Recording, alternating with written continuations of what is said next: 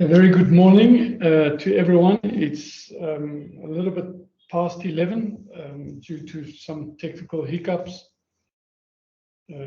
We've started a little bit later. I believe there's still people trying to join. The link is there and they can join in anytime. Edwin, is it good for me to start right now? Yes, please. This is being recorded. Yeah, the meeting's being recorded. My name is Frank Snyder. I'm with Lima Taha. We are managing the whole procurement process for contract LSA number 6015A, the construction of resettlement villages and the replacement housing in the site establishment area. This is the virtual pre-tender meeting. The meeting will be recorded, as you heard earlier, and the recording, as well as the entire slides show and so on, will be made available after the meeting. You will receive a link to that effect. We have at least two other presenters on the line. One presenter will do the first presentation is Eddie Barrense. He's with the project management unit of the LSDA.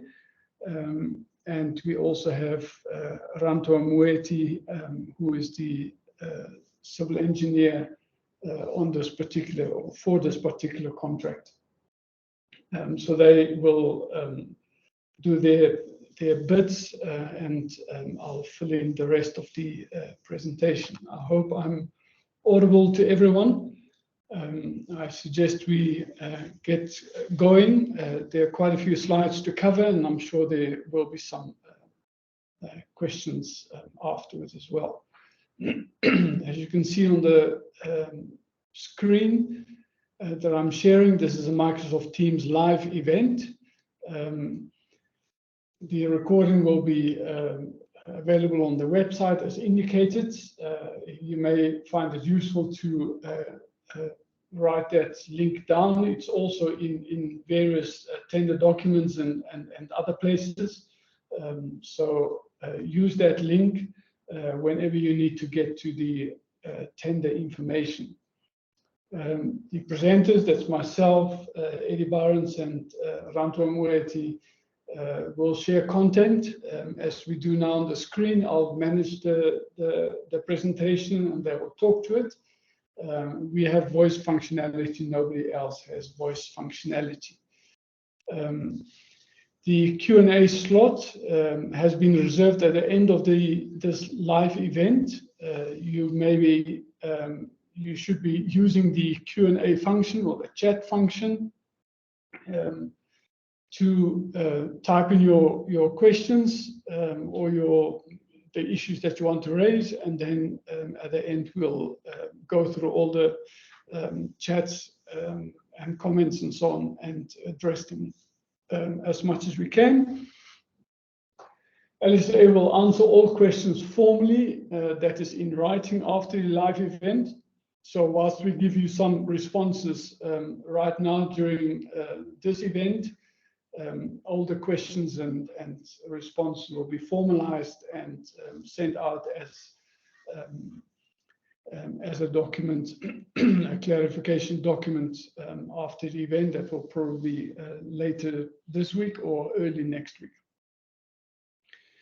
Please note that no individuals from Lima Taha, the joint venture, that's ourselves or LSDA, may be contacted directly in connection with this tender. All queries, all questions, everything must be directed to the formal query email address as shown on the screen. And this is also the email address that is being published in the tender documents. Please use this email address. It's been created specifically for this tender purposes and in order to address queries and questions that you may have. This presentation, it should be noted, is for information purposes only. really to assist the tenderers in identifying key aspects of the tender. You'll understand that we're not going to go through the entire document, which is more than 700 pages. We're going to pull out a few key issues that we want to highlight for you. It's important that you familiarize yourself with the tender document in detail. We want to emphasize that.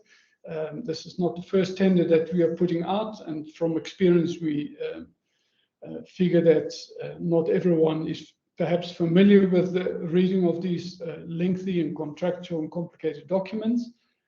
You have to find somebody that can assist you if you find it difficult yourself to read and work through all the details of this document. This document has been printed and published specifically to assist in the preparation for this tender. So everything that you need to know is written up and typed up in these pages.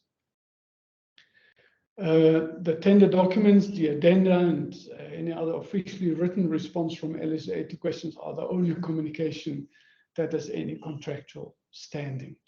Please take note of that. A safety moment.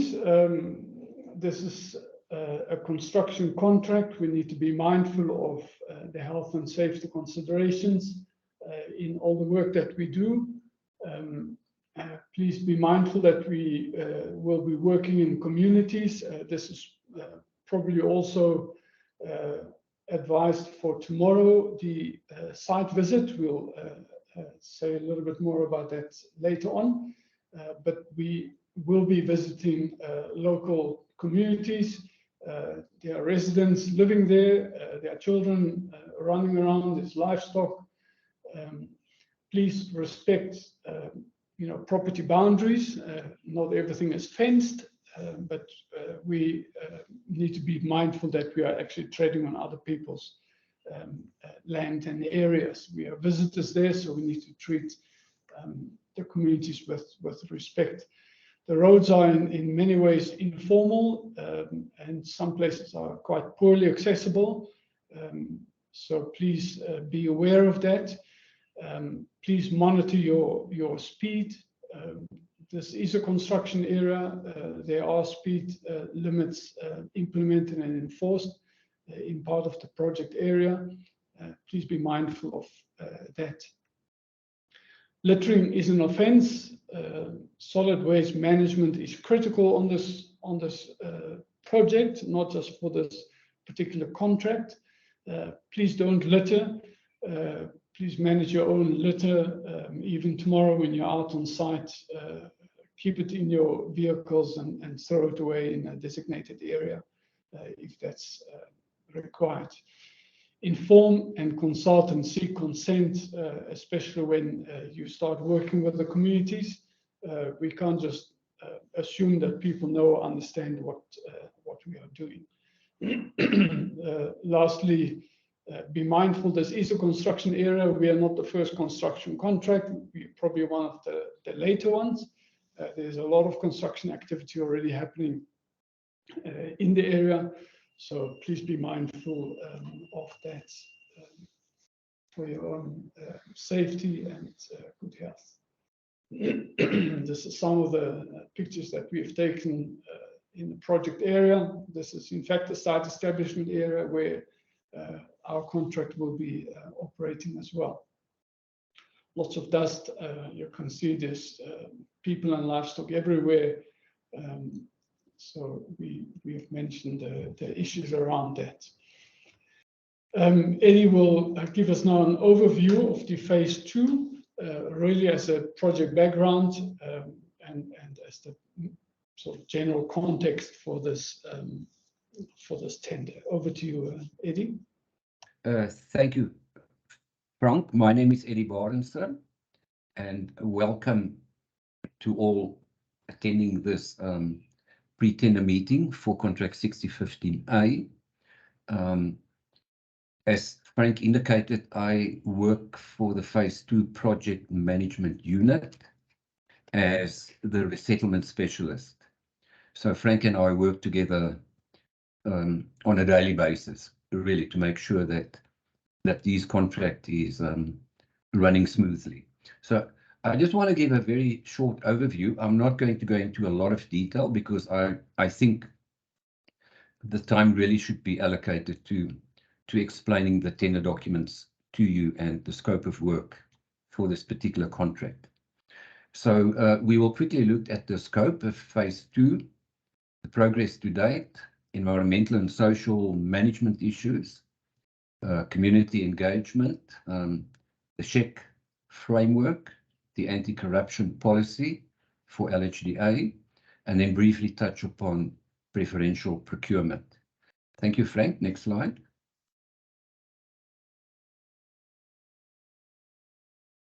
Not yet. Okay, just for those who do not know what the Lesotho Highlands Water Project is all about, it is a joint project between the governments of Lesotho and South Africa. A treaty between the two countries was signed in October 1986 to get the ball rolling. And then subsequent to that, a phase 2 agreement, which we'll discuss in a bit more detail, was signed in August 2011. Essentially, the project is to transfer water from Lesotho to South Africa, specifically to Gauteng province in South Africa. Thanks, Frank. In terms of governance, since it's a joint project between the two countries, a water commission has been set up. It's a commission between Lesotho, there are Lesotho delegates as well as South African delegates. In terms of actual implementation in Lesotho, the Lesotho Highlands Development Authority is the implementing agent, and then in South Africa, TCTA plays a similar implementation role. Next slide, please. Looking at the organizational setup, specifically considering phase 2, below the LHWC, you will see there's an LHDA board. There's also the TCTA board in South Africa. The LHDA board has a number of subcommittees to assist with the execution of their responsibilities. And then below the board, there is LHDA, headed by a chief executive and a number of divisional managers looking at the different, or managing the different components of the project.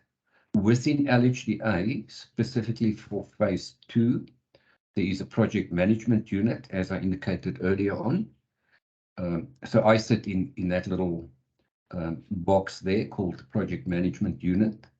The project management unit for phase 2 then in turn oversee the work of all the various consultants that have been appointed and those still to be appointed. Below those consultants then are, where applicable, contractors that are appointed to implement certain components of the contract or the project. There's also a panel of experts who visit the project occasionally to provide a further monitoring and oversight role to ensure that all our activities are undertaken correctly. Thanks, Frank.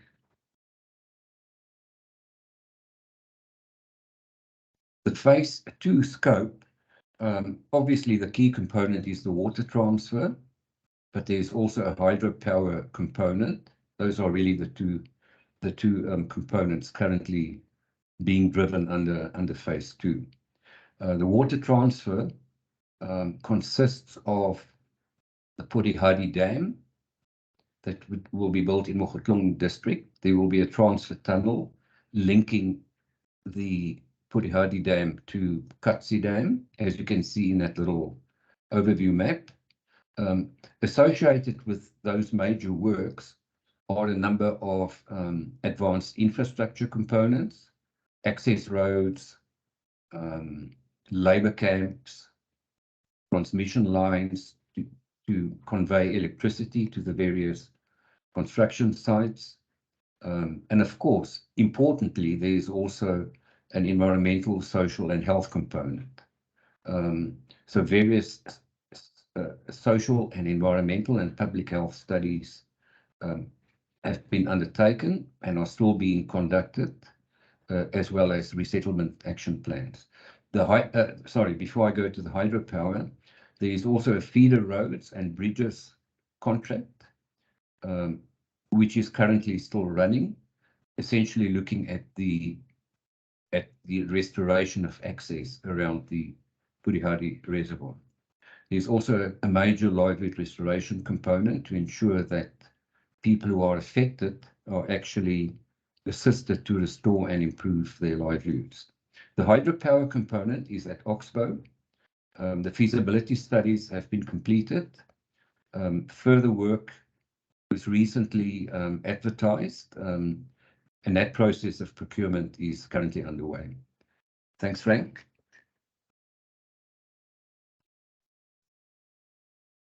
Just a quick overview of the actual phase 2 works. You will see at the top of the screen is the A1 coming from Moteng Pass via, there you go, thank you, Frank, via Letseng Mine and then down to the town of Mapulaneng. From there, the A1 goes all the way to Mogotlong town on the right-hand side of the slide.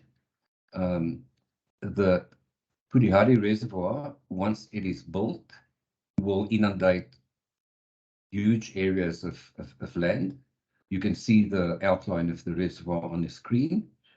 The reservoir itself is going to lead to physical relocation, economic impacts on people, as well as the need to realign a certain current infrastructure in the area. So there will be realignment of the A1 at the Khubedu River area. You can see there's going to be a new bridge built, Khubedu Bridge. Further down, the A1 will be realigned at the village of Sekokong, and a major bridge, the Senku Bridge, will be constructed over the reservoir. There's also some 33 kV power line realignments that had to be done. And then on the left-hand side of towards the west, you will see the Purihari Northeast Access Road, currently still under construction. You will also see the transfer tunnel alignment, which essentially shows you that where the tunnel will start at the Purihari side and then lead to Katsi Dam. There's also a 132 kV power line that has been constructed, running all the way to Hase Shorty, close to Matsoku Weir.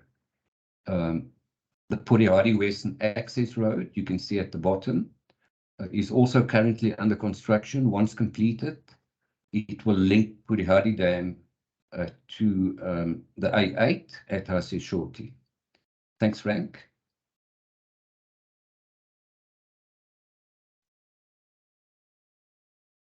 Progress to date, very briefly. Most of the procurement for phase 2 occurred around about 2040, in fact, slightly earlier than that.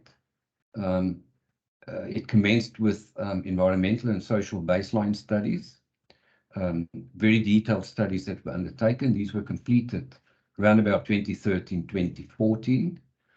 From early days, probably 2013, if not slightly earlier, there's been ongoing community consultations with the affected communities, local stakeholders, district authorities, etc.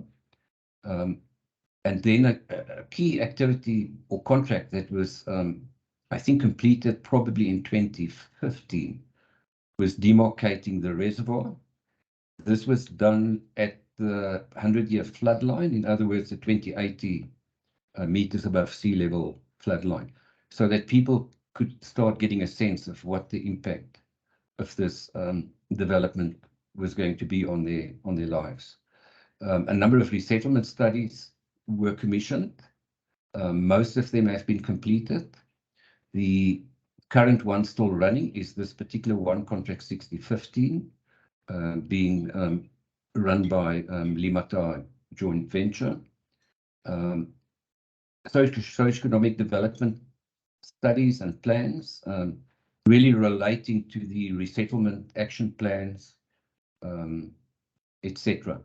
And then also fairly early on, probably ending in about 2017, if I'm not mistaken, there were a number of environmental and social impact assessments done, as well as the related environmental management and action plans. Engineering designs for all of the components, advanced infrastructure, as well as the major works. And then procurement of contractors, which commenced quite a while ago and still ongoing. And then, of course, also, as I said, the advanced infrastructure construction, the roads, the power lines, etc. And then the main works, which is essentially the dam, the transfer tunnel, and the two major bridges across the Khubedu and Senku River. Thanks, Frank. Under environmental and social, obviously, these are really critical components of the project. It's not simply an engineering project. At the same time, we as the client need to make sure that environmental and social matters are properly planned, properly structured, and properly implemented. So there are a number of policies and plans that we have in place, like your environmental policy. There's a public health action plan, an integrated catchment management plan, resettlement action plan. Some of them have been completed, as I said, and others are still ongoing. There is a phase 2 compensation policy, which specifies entitlements for the range of losses that individuals and communities are suffering or will suffer. A wetlands management plan has been underway for quite some time, managed by LHDA. Social Development Master Plan is a broad-based plan looking at ways to improve the social well-being of communities within the broader reservoir periphery area. And then linked to that, a range of livelihood restoration plans and activities. Thanks, Frank, you can go. Under community engagement, I think all of these protocols and guidelines shown here have been included in the tender document. So you will have all of that once you've downloaded, or if you've already downloaded the tender documentation. The communication protocol is obviously an important set of activities that we need to manage properly. There is a Purihari Fields Operation Branch. They are based in Tlokweng. For those who are going on a site visit tomorrow, we'll meet at the POB branch office in Tlokweng. Any interactions done with communities and stakeholders is done by prior arrangement with the POB, as well as the relevant project management unit staff. LHDA, from fairly early on, I think about 2014, established a number of area liaison committees covering the entire reservoir area.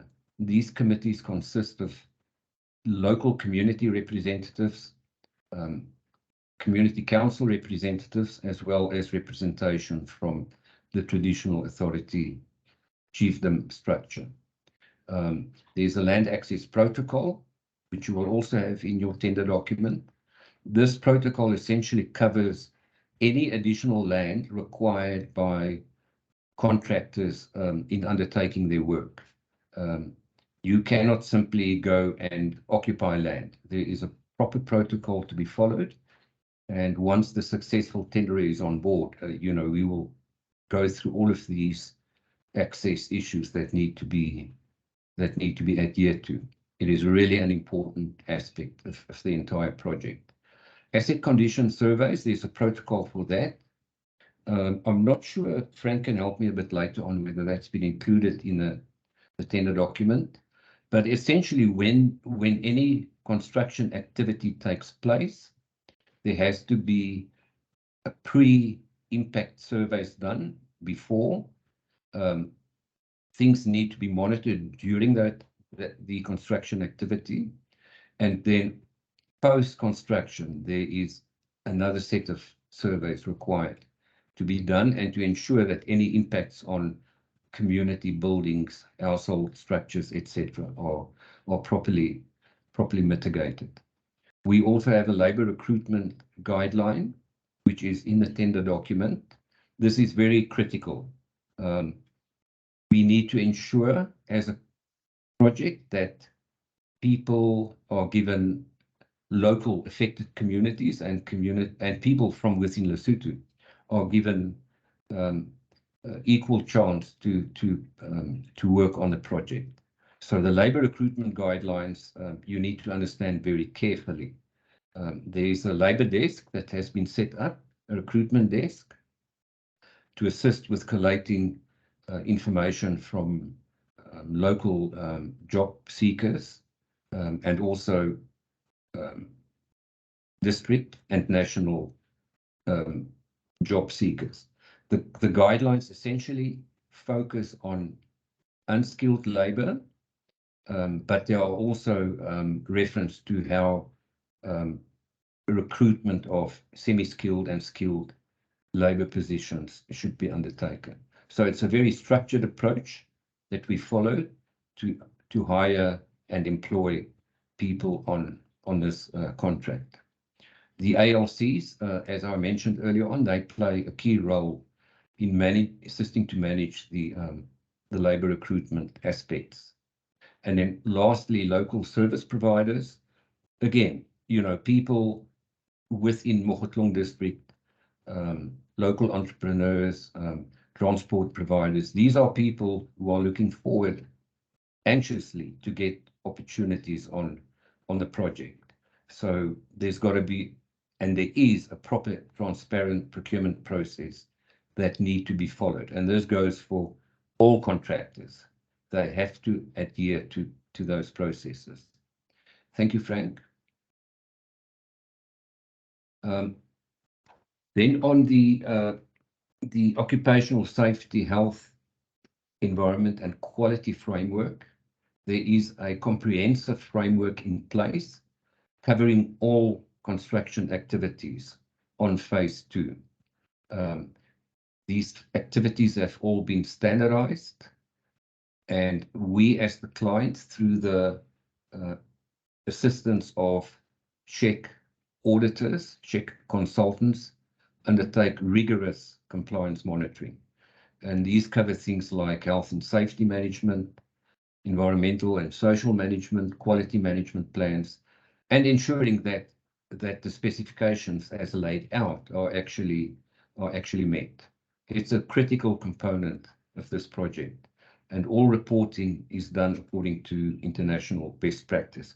I know in the tender document, some sections of the framework have been included, but not the entire framework. So once the successful tenderer is on board, the further details will be made available. Thank you, Frank. Anti-corruption policy, again, this has been included in the tender document. You will recall that in phase 1, there were issues around corruption, and both governments realized that we cannot allow that to happen again. So there is a very strict phase 2 anti-corruption policy. It's included in every contract, and be aware there is zero tolerance to any form of corruption. If you believe you have a conflict of interest when you prepare your tender document, declare that. It's better to declare, and then it can be managed down the line. Very important. Fill in the conflict of interest form properly and declare if you think you have a conflict of interest. If you do not comply to that, your tender will be disqualified. The conflict of interest declaration is in the tender document. Make sure you complete it. Thank you, Frank.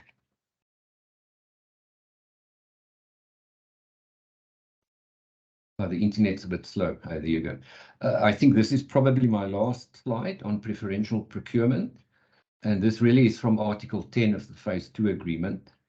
You understand that as a massive major project between the two countries, both of the countries need to ensure that preference is given to Lesotho citizens or employees or firms, to South African firms, and then to SADC or other contractors. So there's a very clear order of preference that's established. We consider competitiveness, transparency, cost effectiveness, and quality when tenders are evaluated. Preference margins are there to encourage capacity building and economic growth, especially when you look at this particular contract that will work within a very specific location in Mogotlong district. So the preference components are really to maximize procurement opportunities for both countries, to minimize the utilization of imported goods, skills, and labor, and to maximize skills and technology transfer. There are sections in your tender document that describe what is required and what you need to complete in the tender document in order to show the preference requirements that will be applied. Frank, I think that was my last. I think so. Is it my last slide? Yeah. Thank you. Yes. Back to you. That's your Thank you.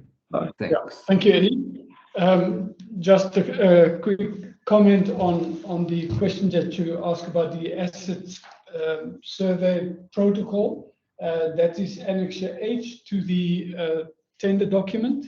So it has been included, and it's something that everybody should look at and familiarize themselves with. Okay, thanks. Right, over to the actual tender overview. There's obviously a lot of information that you're going to get in this whole presentation, including what Eddie has given and what is to follow. I see there are questions posted about whether we're going to get the recording. Yes, the recording will be made available afterwards, so you don't need to make screenshots or anything like that. You can listen to it again, slide by slide. The overview of this particular tender follows this sort of general structure. There's some introduction about the tender documents, site location, although that has already been partly handled by Eddie. The technical scope of work, specifications, and any specialist services that are required. And then we'll proceed with general tender procedures, the evaluation process, how that is going to take place, the form of contract that is being used for this particular contract, and then some detail about the site visits, final remarks, and then we'll address any question and answers through the chat functionality. I know there was a raised hand just now. We don't raise hands. Please use the chat function to ask your questions.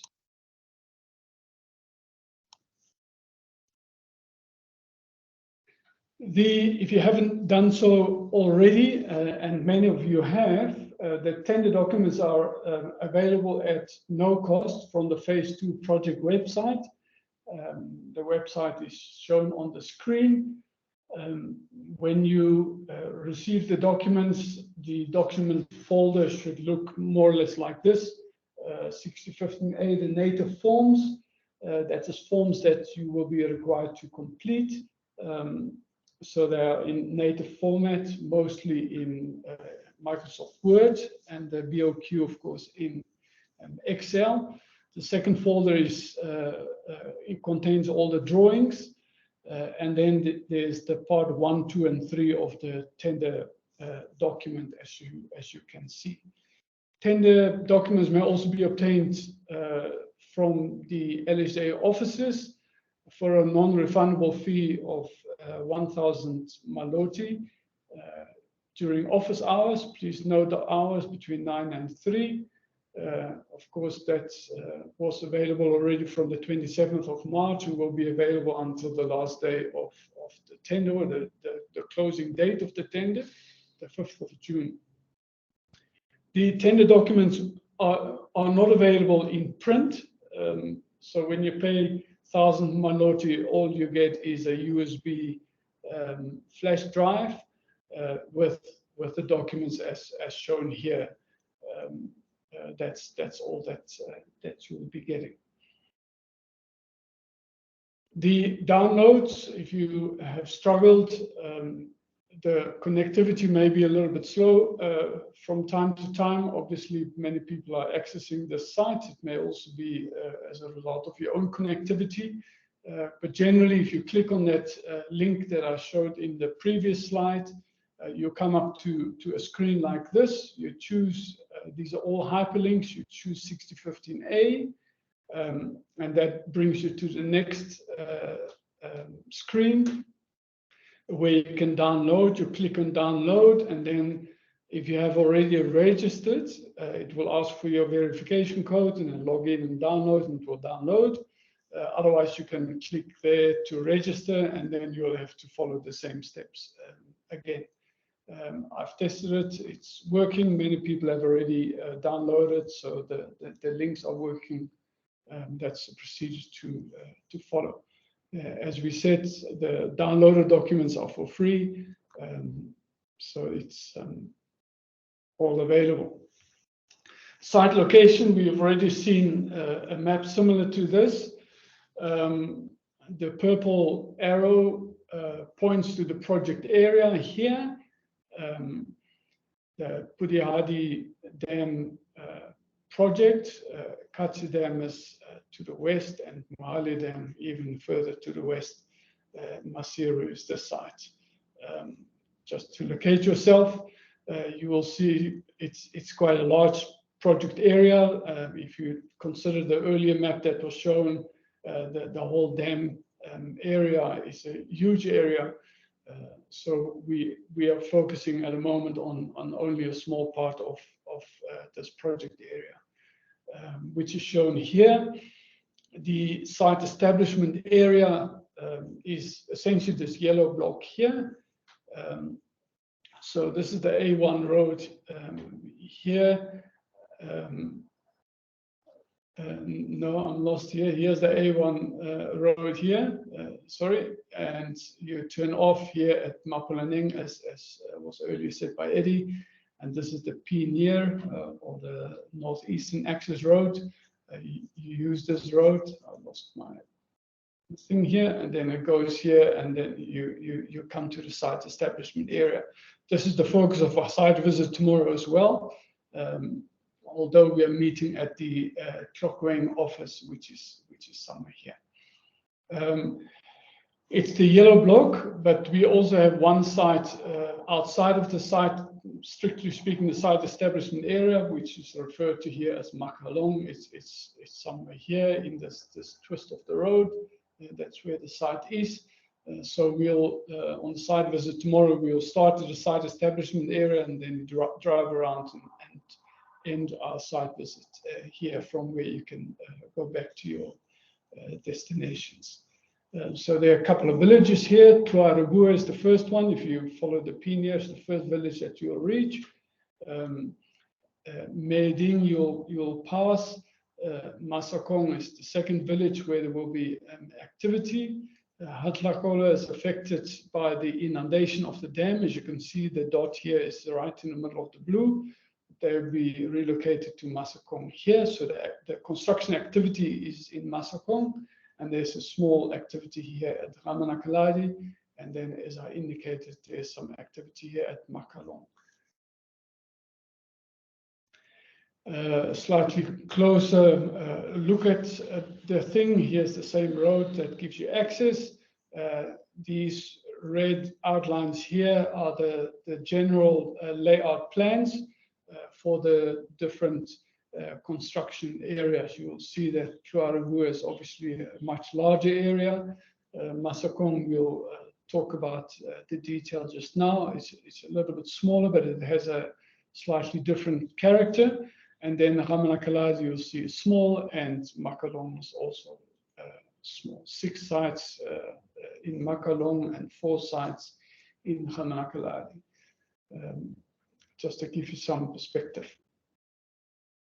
Some pictures of what the villages and the area looks like. The picture on the top left is Hatlakola village. To the right of that is actually the access road through Ramanakaladi, and then the bottom 2 slides is essentially Masakong village. But you'll see it in real life tomorrow if you join us on the site visits. I'd like to hand over to Ranto, who will take us through the technical scope of work. All of this is described in section 6 of the tender document, as you can see, in quite a bit of detail. So please refer to the tender documents as well. You can't just base your understanding of the project on what is presented on these few slides. There's a lot more to be understood, and so please consult your tender documents. Ranto, over to you. Thank you, Frank, and greetings to everyone. Yes, mine will be just to go through the scope of work together with high levels on the specifications and general information, physical information on the project.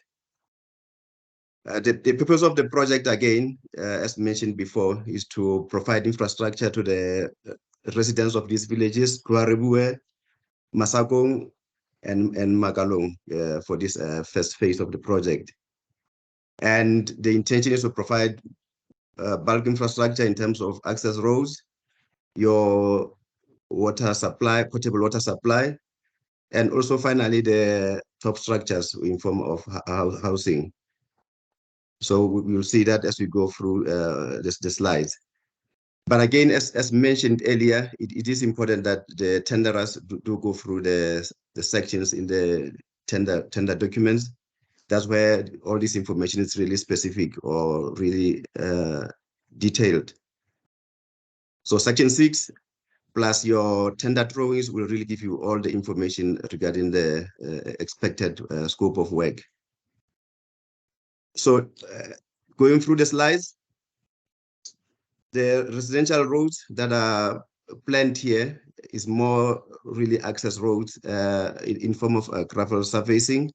The total length is approximately 7 kilometers or 7,760 meters, which is about 7.7 kilometers. There is also stormwater protection, stormwater to allow water to not destroy the infrastructure. But importantly, because we have a lot of fields downstream of these villages, you'll find that stormwater erosion protection is really highlighted in the works. And it will be important that even when you go to site, you already try to pick those elements. So you'll find that each road has its own roads, but they're all of similar standards. So you'll have roads in Masakong, you'll have roads in Tuaregu, and also Ramanakaladi plus Makalong.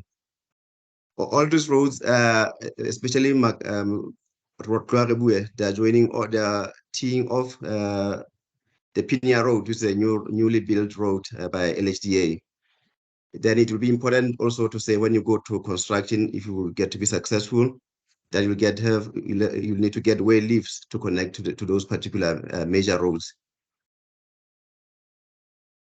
The other bulk infrastructure, which is more on the potable water supply, will really comprises your rising mains, pump stations, and reservoirs. Where we are, the areas are very steep, and the terrain is really steep generally.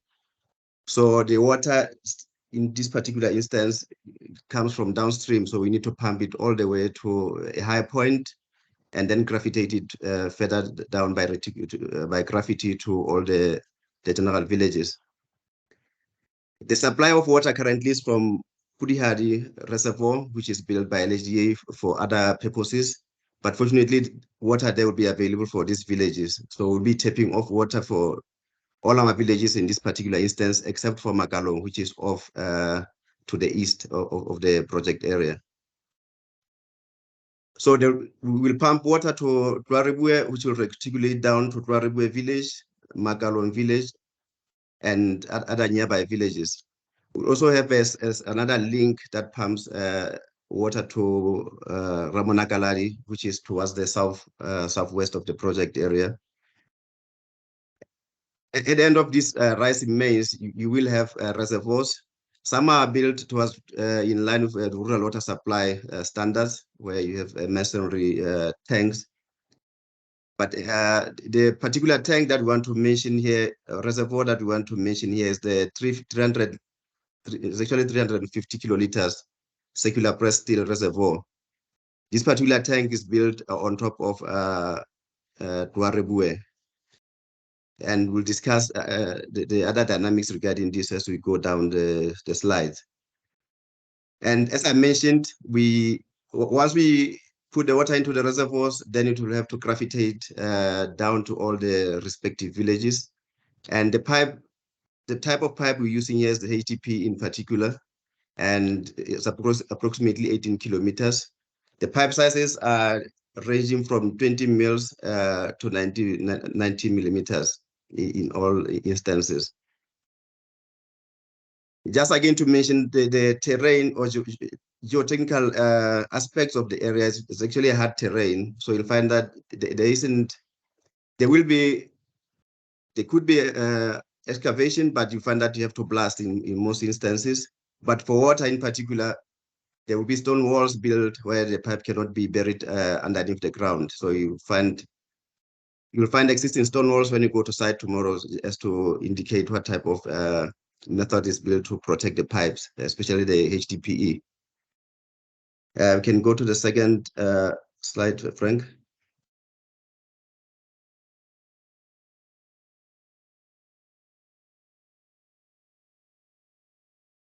I think the first slide was more about the infrastructure, or maybe one thing that one would have mentioned is that all the water supply is through communal taps. So you'll be recirculating the water down to the villages, and it will just be putting communal standpipes where people can, in a community of a number of people, will be able to access the water there. Though people may improve that level of service, but for now, the service that is the standard that is set is just communal standpipes. In terms of housing, we have residential dwellings, which are where we're replacing the existing homes. Maybe again to mention that in Tuaribue, all the houses will be relocated to the higher end of the existing villages. So it will be a green field, more so to say. That talks to Magalong as well, whereas Masakong will be building within the existing village. So there'll be a lot of other logistics or dynamics how to deal with existing villages and try to build around them. We have some preschools, 3 of them. We have the area chief's office that has to be built from scratch. We have 1 church, and we have also 2 community halls. So together of these, there'll be a lot of mass earthworks that tenderers must be aware of, and it is clearly specified in the tender documents, the quantities and the type of material that you'll be dealing with. Thank you, Frank. The standard specifications, again, this is just a high-level discussion, but it's really important for tenderers to read the specifications in line with the BOQs and also cross-reference with the drawings. I think it will make your work, your job of pricing very easy because all the three elements are talking to each other. But for roads in particular, for specifications, we use the Colto standard specification for roads and bridge works 1998. Though the designs are aligned to the Roads Directorate from Lesotho, but that's the standard that's used. I think your pay items, even all the specifications are aligned to Colto. For water, we're using SANS 1200. In certain instances, we also use the Department of Rural Water Supply. They do have specifications for construction, in particular for your reservoirs or your storage tanks. But generally for pay items, for payment, we using SANS 1200. For housing and buildings, we'll be using the SANS 10400, plus the general building specification developed by the Department of Public Works, South Africa.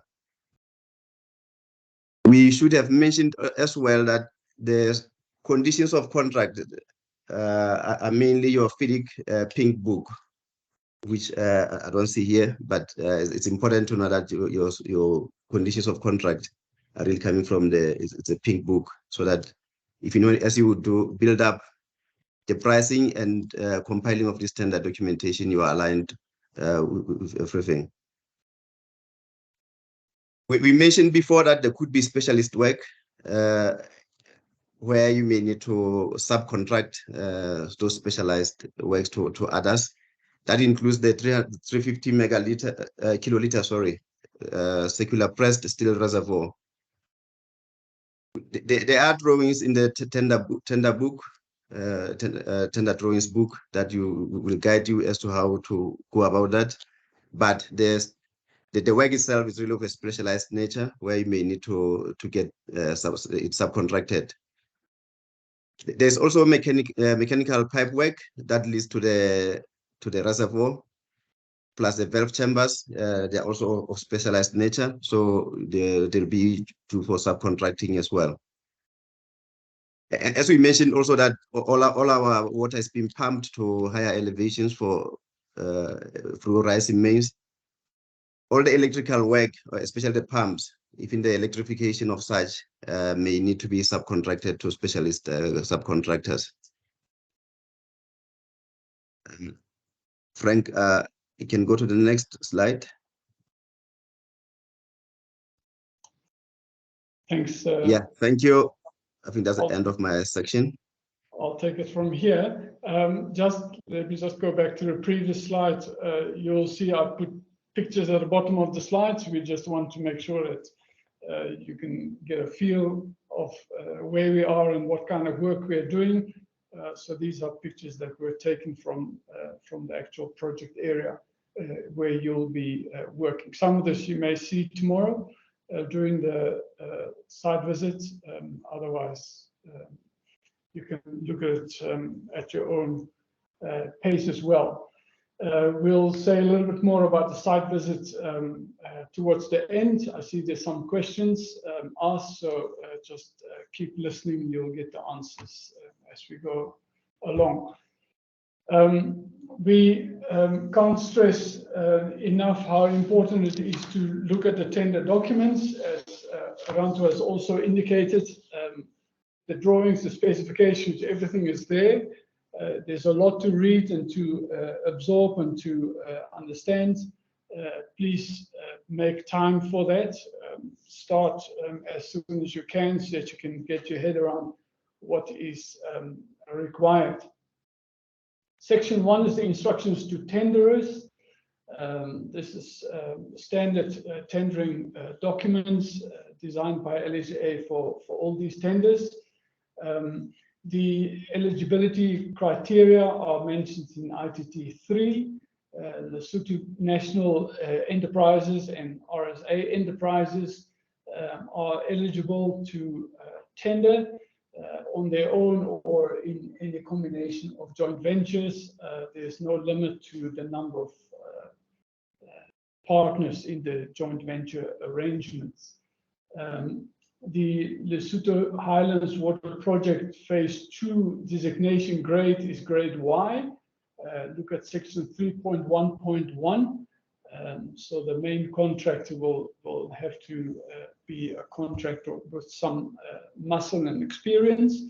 And of course, the other lower level contractors can join in the tender using the various tiers, I think is what they are used, called, the different tiers in this contract. I may want to refer you to section 2. I don't have a slide on this, unfortunately, but it's ITT 1.2 in section 2. You will find the different tiers of for contracting explained, and also the requirements for each tier in terms of what information they need to submit together with the tender. Please make sure you're familiar with that information, because that will be looked at during the evaluation as well. National participation requirements are explained in section 3, the evaluation criteria. The Lesotho National Enterprises requirement is a minimum of 75% of the total tender price. Tenderers are expected to examine all instructions, I'm repeating myself here, forms, terms, and specifications, and to furnish with the tender all information and documentation as is required. The emphasis is information that is required. There's no need to add anything more. If you meet the requirements in terms of completed documents and so on, that constitutes a complete tender document. Clarifications can be requested, as we indicated earlier, in writing only, to the attention of C6015A procurement, and the email address is provided here, no later than 14 days prior to the submission deadline, which according to my calendar is the 22nd of May. So that's a date that you need to be aware of. So you need to really work through the documentation and make sure that you ask the question for clarification as soon as you can. Section 1 continued. Tenderers shall submit the printed original and 3 printed and bound copies, as well as 1 electronic copy in PDF format, except of course for the BOQ, the second bullet, which will be submitted in the Excel format provided. We suggest you use a CD-ROM or a USB flash drive. Probably USB flash drive is the more common method used, but any of those formats are acceptable. Please take note, it's 1 original and then 3 bound copies, plus then a disk with the electronic documents altogether. Submission date is Monday, the 5th of June at 2 o'clock sharp. Tenders received after the deadline for submission of tenders shall not be considered. I may just add here, we ask for requests of your email addresses in order to attend this very virtual meeting by lunchtime yesterday, I think, and there were quite a few requests that followed after that. Please make sure that the tender deadline date is fixed and final and not flexible at all, so you can't come the following day and think that your tender will be accepted. Please take note, it's 2 o'clock in the afternoon. Tender opening will be done virtually, pretty much in the same format as this pre-tender meeting. There will be a link published on the website. You will be made aware of that link as soon as it becomes available. Maybe something on section 4, the returnable schedules. As you will have noticed, there are quite a few schedules. We have added additional ones to make sure that it is clear what you need to submit, especially in terms of specific plans that are required. We refer there to schedule 4.42, 4.44, and 4.46. But these are not the only ones that are important. All the schedules need to be completed in full as required in the tender details. Section 3, we're jumping around a little bit, but section 3 is the evaluation criteria. This is a 5-stage evaluation process. Stage 1 is looking at compliance and eligibility. And compliance includes all the administrative compliance, so make sure all the documents are there that are supposed to be submitted and signed where they need to be signed, and things like that. So pay attention to detail. This is very important. Stage 2, once you pass the stage 1, you enter into stage 2, which is really looking at a technical proposal. In the technical proposal, we look at all the various schedules that are required and write-ups about methodologies and your program and so on. You must score a minimum of 60% to proceed to stage 3. The score of stage 2 is not added to stage 3. This is really just a threshold requirement for you to be able to move to stage 3. If you don't pass with 60%, you do not enter stage 3 of the evaluation process. So take note of that. All of this is detailed in section 3 with lots of explanation. The scoring and the points allocated and so on are all indicated in the various tables. Please familiarize yourself, make sure that you make yourself qualify as a tenderer for this work. Stage 3 is the tender price. Of course, the tender price will be, well, your BOQ will be looked at and make sure that everything adds up to the correct numbers as indicated in your tender price. Any adjustments that need to be made due to errors will be made and have to be confirmed by you. And that really constitutes stage 3. Stage 4 is then looking at all the preferences. There are various preferences that are required here, including, of course, national and local participation, also procurement goals that need to be met. So again, specifically look at section 3, where these things are quite clearly spelled out and explained. And then stage 3 plus 4 gives them a combined score in stage 5, which then is the final score for each particular qualifying tender. So that's the evaluation process. I've only explained it very briefly. There are probably about 8 or 10 pages in the tender document that give a lot more detail that you can consult. Part 3 is the conditions of contract, sections 10, 11, and 12. Section 10 mentions the FIDIC condition, as Ranto has already indicated.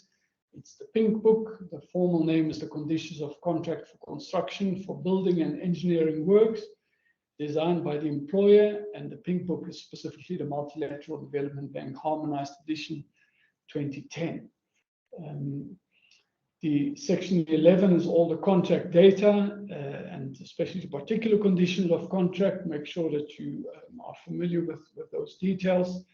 The successful tender obviously will sign these conditions as part of their contract. And then section 12 are a number of contract forms that will have to be signed with the successful tenderer. We are coming close to the end of the presentation. The site visit, there was a question already, is the site visit compulsory? No, it's not compulsory, it's optional. We would advise you to attend if you can. We think you will benefit from getting a good feel and understanding of the lay of the land and the complexities and challenges that will probably arise during construction that you would need to take into consideration when you develop your own pricing for this work. It's tomorrow, 13 April. We meet at the LHDA office at Tlokeng, Puriari Operations Branch, POB. We meet at 10 o'clock. We probably have about 10 or 15 minutes just to make sure that everybody is there and sign attendance register and do a basic safety and health check, from where we will then move to the first stop.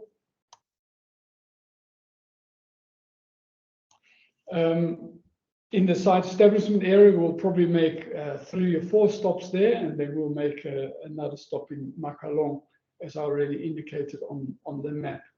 The forecast is a cold start in the morning and quite a bit of wind.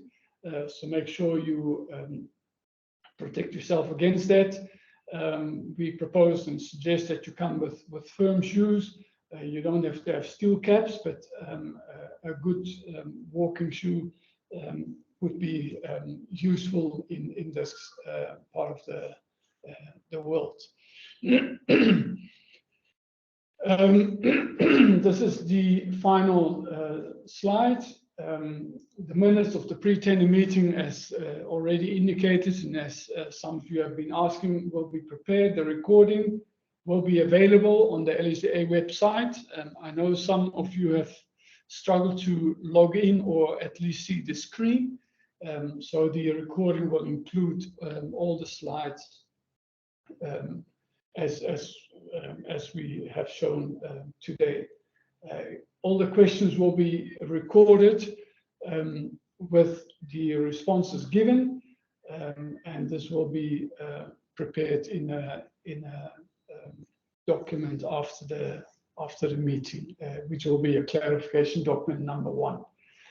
Please make sure that you visit the LHD website for all clarifications. We of course send clarifications and any addenda via email to everyone, but they will also be available on the website under tender 6015A. So please feel free to go there and see what is happening and what is uploaded.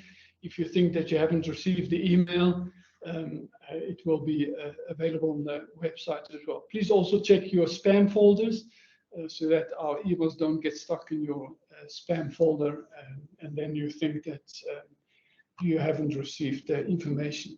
I think this is the last slide. Please use the Teams chat box should you have any questions. This is the end of the formal presentation. So you're now free to add your questions or comments to the chat box, and we'll address them as we find them. Thank you.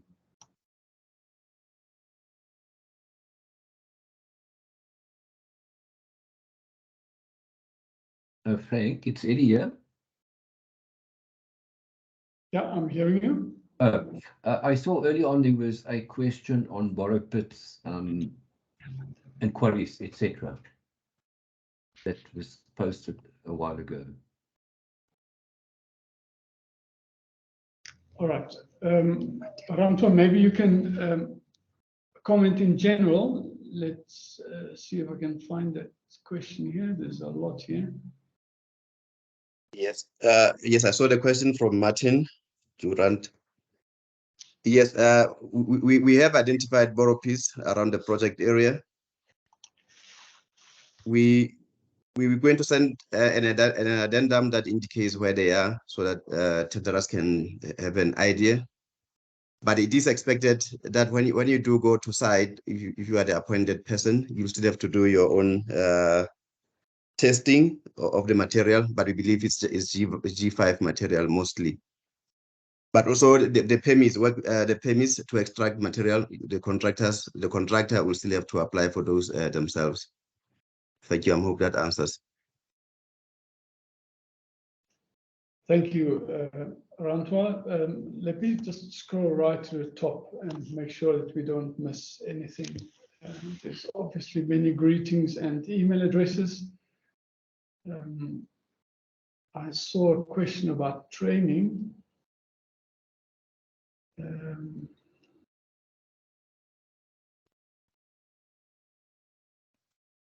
Yeah, it's about labor-intensive training. Will there be a labor-intensive training component in this tender? Right. There was a question about the recording of this presentation. I think that's been answered. Let me just do this systematically. Will there be a labor-intensive training component in this tender? There will be you will have to provide a labor plan, and there is a requirement for labor training, capacity building, whatever term you want to use, on this contract. Again, it's detailed in section 3. There's a skills development aspect. I think that's the one item that you may want to have a look at, and there's certainly some points allocated in the evaluation towards the enterprise development aspect of this project.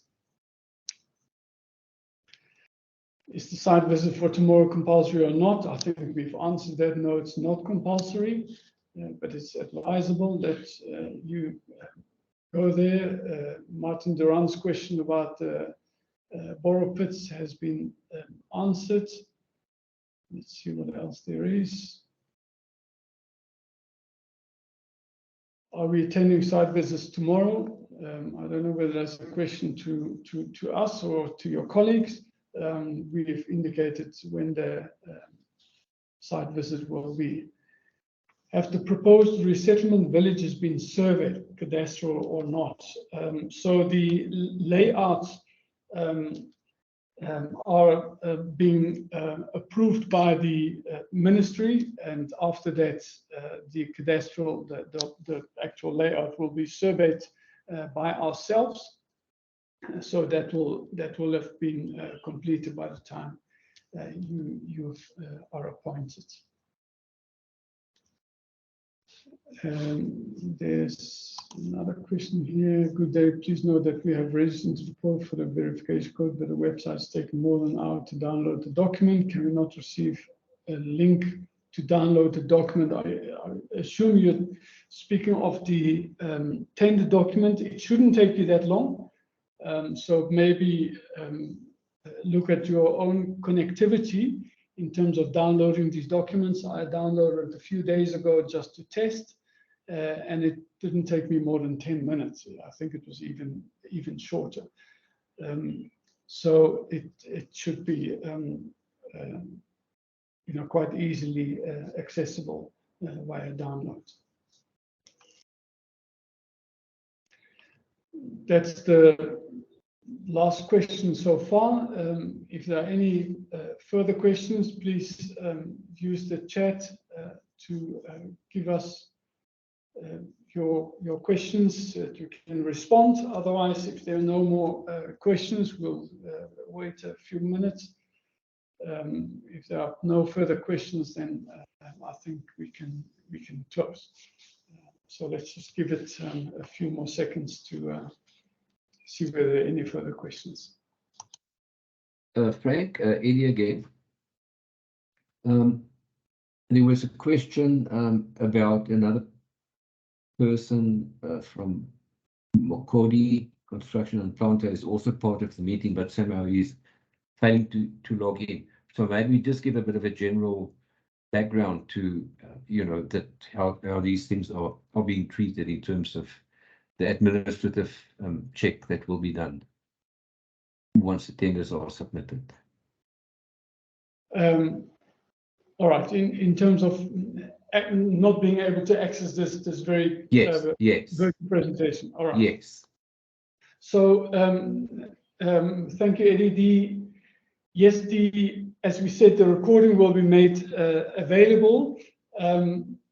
If you were not able to attend, and obviously that's not yourselves who are online, but you perhaps were unable to see and hear everything, the recording is available, and one of the schedules in section 4 will require that you at least acknowledge that you either attended the meeting or you were able to access the recording and you listen to it. So you basically make that declaration on your own, and that will also serve as qualification of having attended this particular meeting. So if you were not able to attend, or some of your colleagues were not able to attend, or you hear of others who were not able to attend, they can download the recording, and then in the appropriate schedule, they can register that they listen to the recording and that they are familiar with what was required.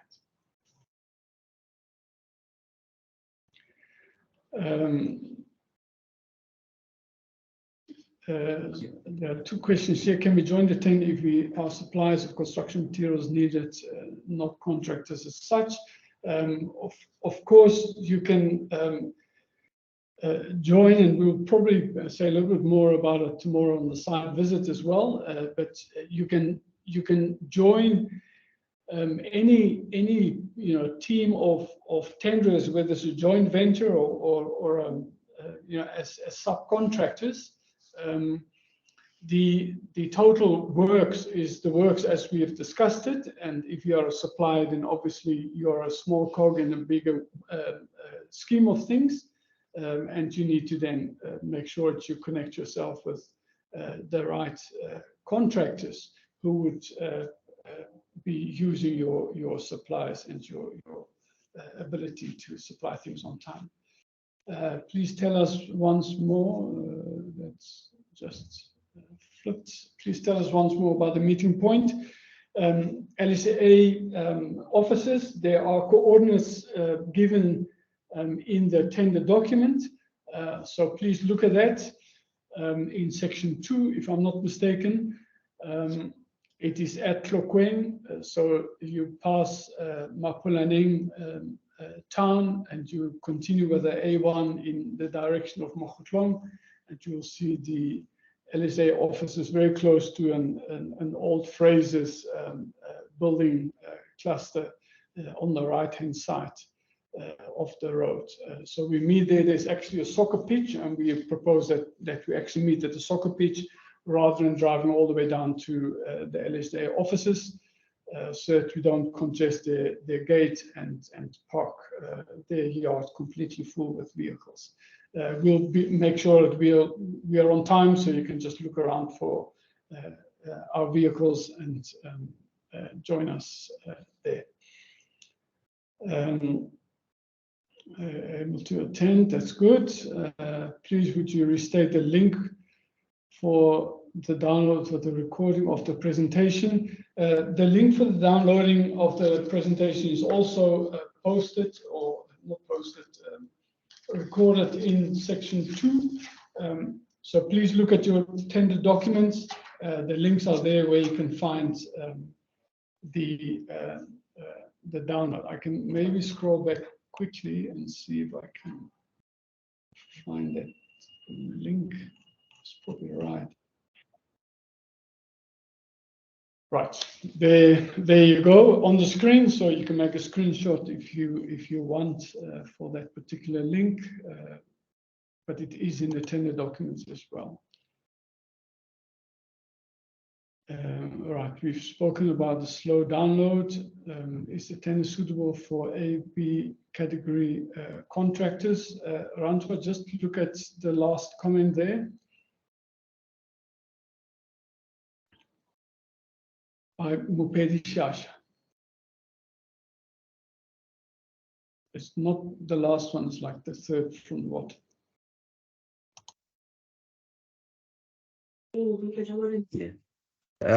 Frank, maybe on a high level, how the LHD has come up with its own categorization, and this tender is for Y, but you find that the South African side, the CIDB 8 grading. So Lesotho side, you need to check that there's a table that really informs tenderers how they should arrive at the category Y mentioned here. So if you are category 8, it means you are the highest contractor, you should be able to participate. I don't have the exact details in front of me, but that information is available in the tender, but should be able to assist you. Yes, Ranto, just to help you there, it's table 2 and table 3 in section 3 of the tender document. So it's all there, all the various categories under the various type of clients is indicated there, so you can cross-reference there and see where you fit in. Is it okay for a prime contractor to not engage a specialized subcontractor for the specialized works indicated if they have capacity to do those works? Rantwan, maybe you can give an answer to that. Yes, if any of the contractors do have capacity in-house, they just need to demonstrate to the client that they do have that. Also to be able to certify the works once complete. So they wouldn't be need to go outside. But because this is specialized work, you find not all the tenderers have that in-house, but it shouldn't stop you from doing it in-house if you have the capacity.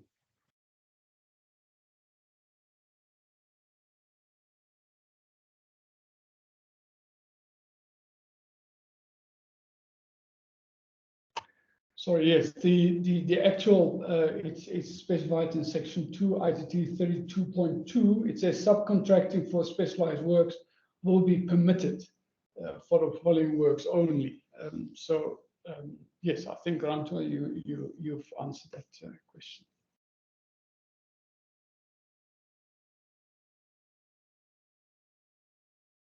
Right, I see there's still questions rolling in, so let's give it another minute or so and see whether there's any other issue that we need to address here.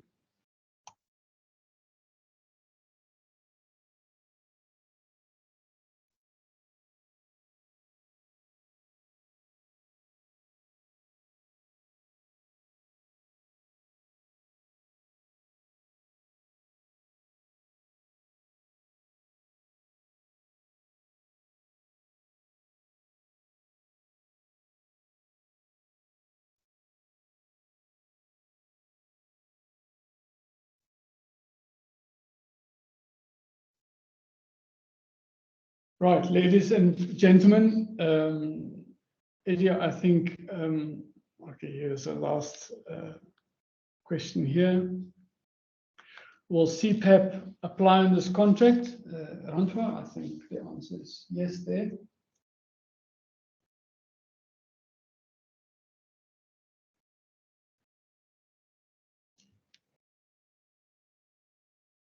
Rantwa, you're probably on mute if you're answering.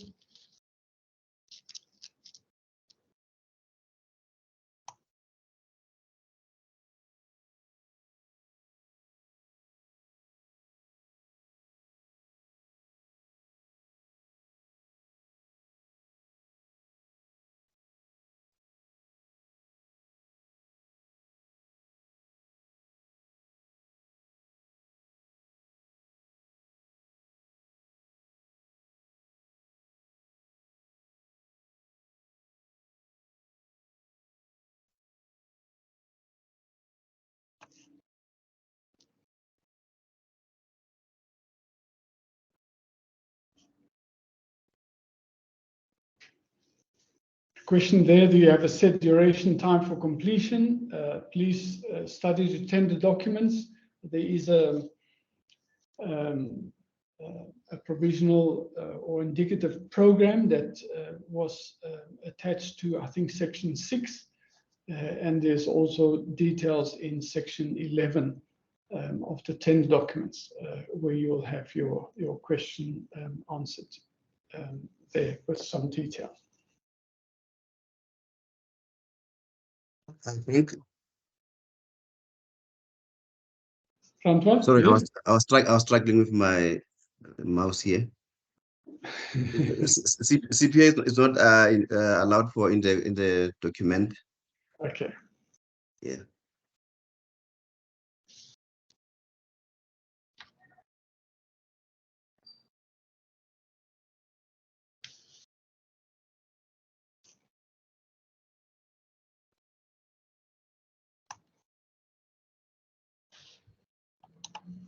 Right. A question here: can companies that have branches in both countries form a JV?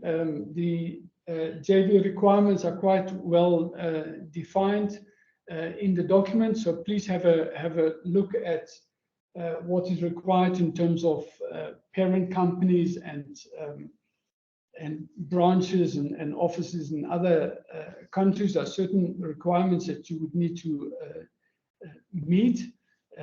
Remember that the overall scoring is, of course, towards national, that is Lesotho National Enterprises participation. So make sure that in setting up your joint venture, you make sure that you meet those minimum requirements.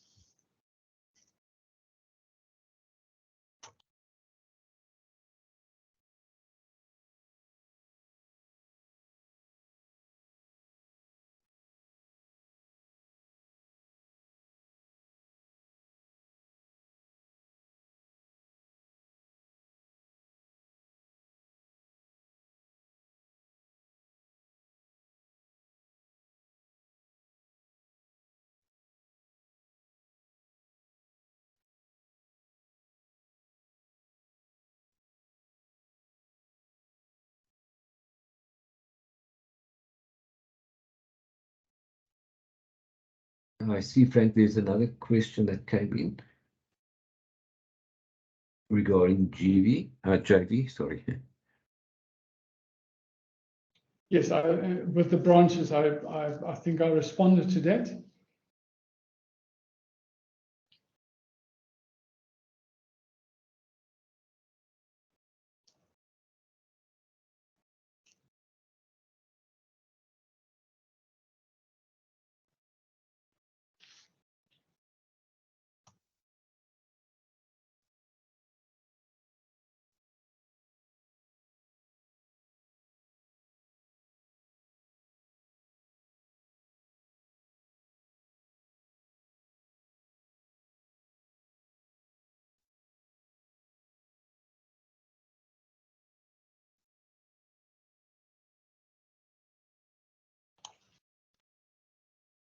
I have a question about programming.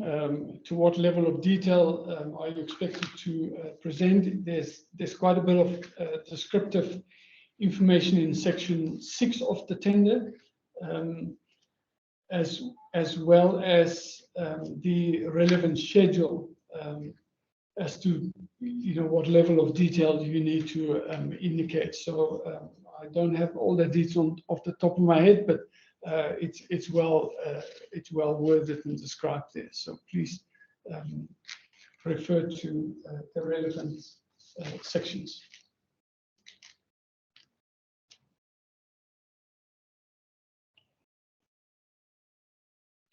Question: can one tender for both building and civil works?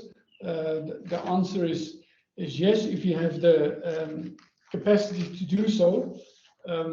You obviously need to demonstrate that you can do all of that work in terms of skill and ability, equipment, and so on. Just going back to the question about the programming, look at section 4.28.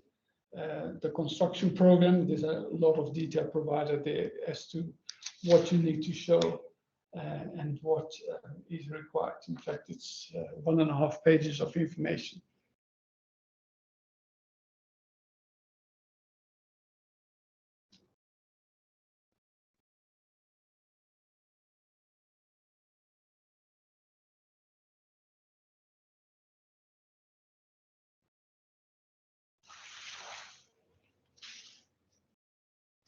I see there's a hand up. Please use the chat facility to ask your question.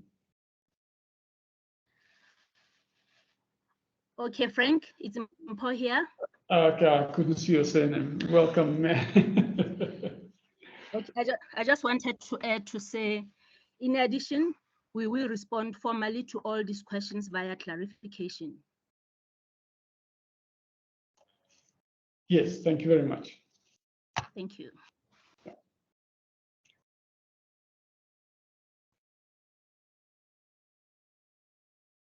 Last question on my screen. Can a tenderer only price the civil works and not the building? No, this is one package of work. So you must tender for the whole work. And that's why it's important that you look at perhaps joining with others who can do part of the work that you feel you cannot do. So it needs to be priced one price for the entire project. As per the bill of quantities.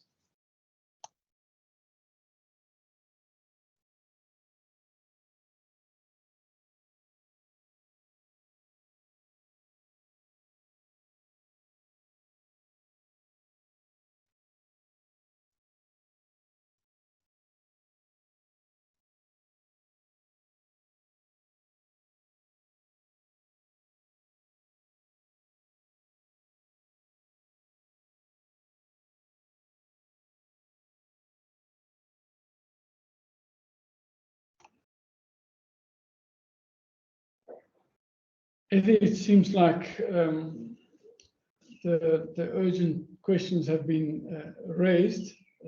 I've said that twice, and then new questions come in. So it looks like this. We've been online now for 1 hour and 40 minutes. This is not the only engagement. Let me just emphasize that. As we've indicated, you can send your queries and questions through to the email address provided in the tender document. But we also advise you strongly to first read the tender documents, especially the instruction to tenderers, so that you actually know what is required, and then maybe look at the scope of work before you ask all sorts of questions that are in fact quite detailed in the tender document. So please read the tender documents. A lot of information is there, and then you can raise your questions if things are still unclear in terms of what needs to be done. I propose that we close this online virtual pre-tender meeting. We will start tomorrow at 10 sharp. So for those who want to attend, please make sure that you arrive there on time. You may find it useful to double up in vehicles so that we don't have a long string of vehicles driving to site. So if that's possible, I encourage you to do so. Otherwise, we wish you all the best in the preparation of the tender, and we hope to see all your submissions by the 1st of June. Thank you very much. Thank you, Frank. Thank you.